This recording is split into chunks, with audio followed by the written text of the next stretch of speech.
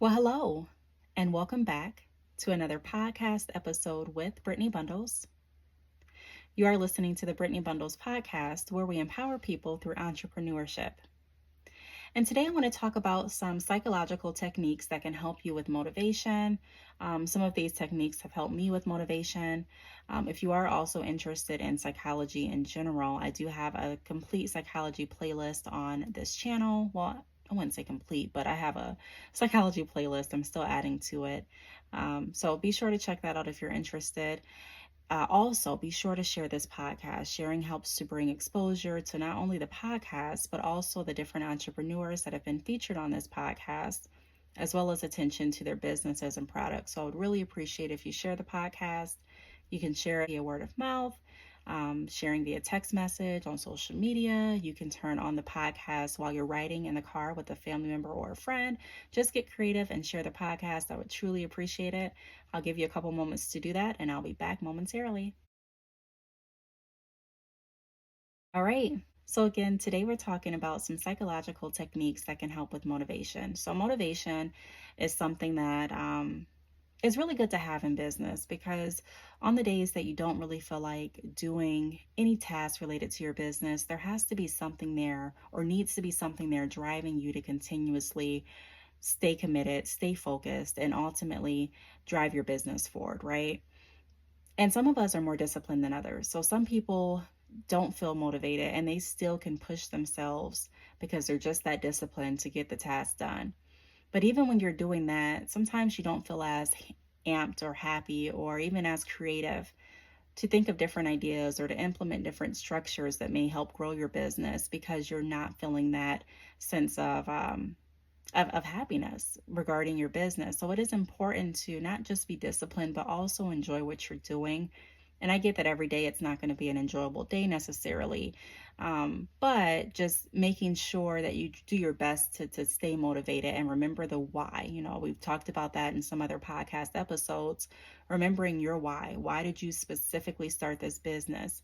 And hold on to that is going to be that differentiator in a lot of make or break days. So the first point is use intrinsic motivation. So this focuses on the internal rewards that come from the activity itself, such as personal satisfaction or learning something new. So that is a really good first option for motivation. So thinking about your business and figuring out what is it with your business that brings you fulfillment. I made a video earlier today and I'm probably going to publish it tomorrow where I went over the fact that when I was working a 9 to 5, there would be days that I was overwhelmed.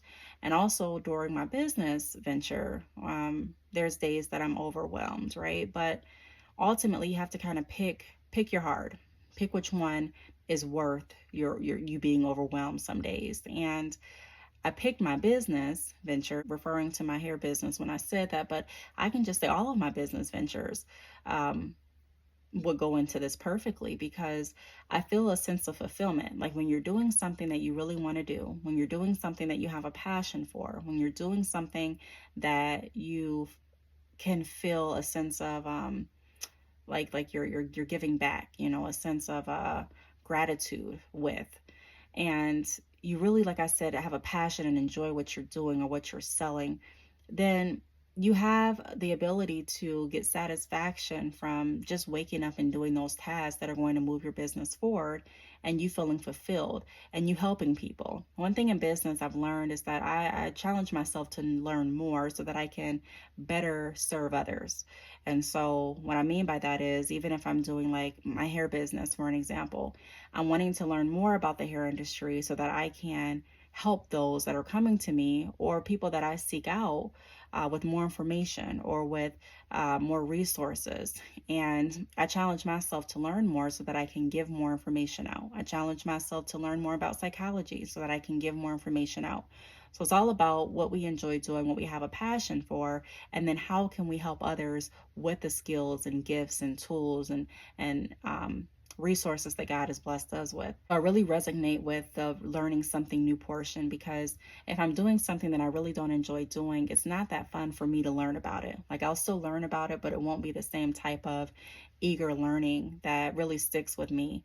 If when I'm doing something that I enjoy learning. That's why sometimes when you are going to school and you're trying to figure out what you want to major in, it can be pretty challenging, because you may say, well, hey, I can get paid a lot in this industry, in this field, but I really don't find it interesting. And so some people may eventually say, I don't want to take any more classes because I don't enjoy learning about this industry, because it's not interesting. I just got in it for the money. So it's one of the reasons that I used to talk about not starting a business just for money too. You want to make sure that you can get that intrinsic motivation. You can find that personalized reward from just doing what you enjoy doing. The next point that they list on, and I'm just on Google, the AI overview, is visualize success. So it reads, imagine the successful completion of a task or goal to build confidence and reduce anxiety. So when I was in my intro psychology class, we learned about anxiety and how anxiety isn't a bad thing always. Anxiety is there so that it can help us prioritize what needs to be done. Being able to visualize how you're going to feel at the end of the completion, or visualize you already completing that task, can be something that can help you stay motivated. So if I'm doing credit repair and I have a couple clients that I need to do consultations with today, and I may say, I really don't want to do consultations today. I'm a little tired and I have some other things on my plate, but I do have my consultation scheduled for today. Being able to visualize the end goal. So, okay, these people are going to be so happy once their credit is where they want it to be. They're going to be able to get their home. They're going to be able to get and so again, finding that intrinsic reward, I'm able to help people, which is something that makes me feel good. But then I'm also able to keep myself motivated by looking at the end goal, like visualizing myself already completing the consultation, already working and have worked on their credit, already getting the credit results that we anticipated, and them being able to move on and do what they need to do for their credit. Another point is break tasks into smaller milestones. And it reads, focus on completing smaller, more manageable chunks to maintain a sense of accomplishment. So sometimes we feel overwhelmed, like I mentioned in the beginning of the video, whether you're working a 9 to 5 or whether you're an entrepreneur, or maybe you're not even working at this point, but still life, your day-to-day tasks may have you feeling overwhelmed. Well, something that does help is breaking up your task into smaller milestones. So you may want to have like maybe a color code that you, like a visualize, like, how can I say this? Like maybe create an image of like a thermometer. I remember a thermometer image for New Year's, like New Year's resolutions. And it would have like a thermometer, and then they would have different milestones listed on the side of the thermometer. And each milestone would be capped with like a line. And there would be different shadings, different colors based on where you're at in that milestone. So if you want to do something like that for the day, like draw a thermometer, and then the first portion of your day, you can have, the first block is going to take care of your scripture and prayer, your exercising, making sure you eat breakfast, and then you reading part of your book. And then once you get done with that, shading that off. The second task is you doing your prep for order. So you're getting out your inventory, you're pulling up your orders list, you're getting out your shipping supplies, you're making sure that your printer's set up, you're creating the labels, you're packaging the orders. And then maybe the third chunk of the day could be dropping off orders, going to get your children, picking up last minute items from the grocery store, coming back and doing homework. And then maybe the fourth portion could be you're at home, and now you're able to pre-plan different newsletters and go over some orders that you've gotten that day, and check back with your other businesses, and do your bath routine, your nightly routine with your children and yourself. Did I put dinner in there? But you get the point. You get the point. So that may help, actually, just kind of breaking your milestones, like your day, your schedule, into milestones may actually help. And something else that I've heard that helps is people creating lists and then checking off items on a list daily. So they may have their important task on this list on their phone or somewhere in the refrigerator or in their office, and then as they complete, they're going back and physically checking off it. Some people say that really helps them. It helps sometimes for me, but it's not something that I practice very frequently, just having things to check off or scratch out. But see if it works for you. It definitely may. The next point is create a vision of success. So create a vivid and inspiring vision of what you want to achieve. I'm not going to go too far into detail with that because I think I pretty much explained that when I explained the thermometer imagery idea. Um, and then another one is use chunking. So break up a long string of information into chunks to make it easier to remember.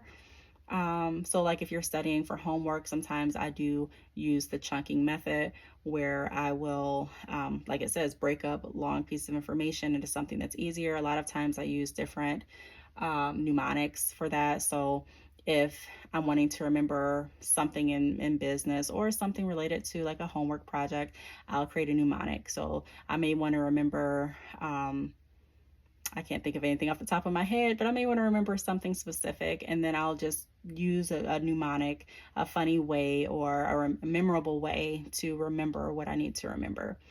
Um, Another point that it goes over is frame activities as progress or commitment. So it reads, framing an activity as progress encourages compromise, while framing it as a commitment encourages prioritization. So that's that. Really don't have that much to add to that. And then the last one is identify goals and aspirations. So identify goals that can help you choose action. So I agree with that too. Having your goal list and your daily schedule is definitely going to help. But then also, what are your goals? Like, what do you aspire to do? You know, what are your end goals? And kind of goes back to number one, or before we even got to number one, where I mentioned remember your why. Why are you doing this? What do you get out of it? Why are you fulfilled?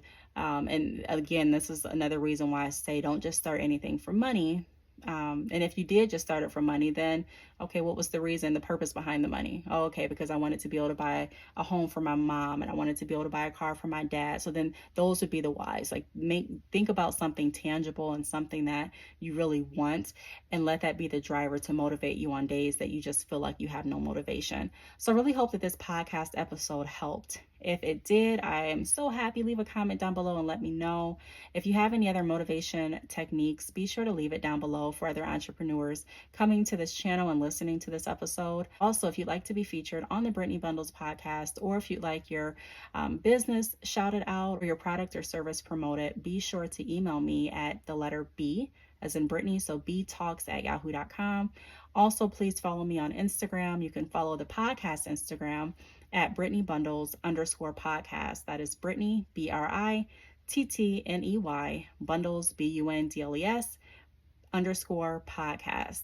Also, you can check me out on Instagram on my page at Brittany _bundles. I'm on Facebook, Brittany Bundles, X Brittany Bundles, and YouTube Brittany Bundles. Thanks again for tuning in, and I'll talk to you all in the next podcast episode.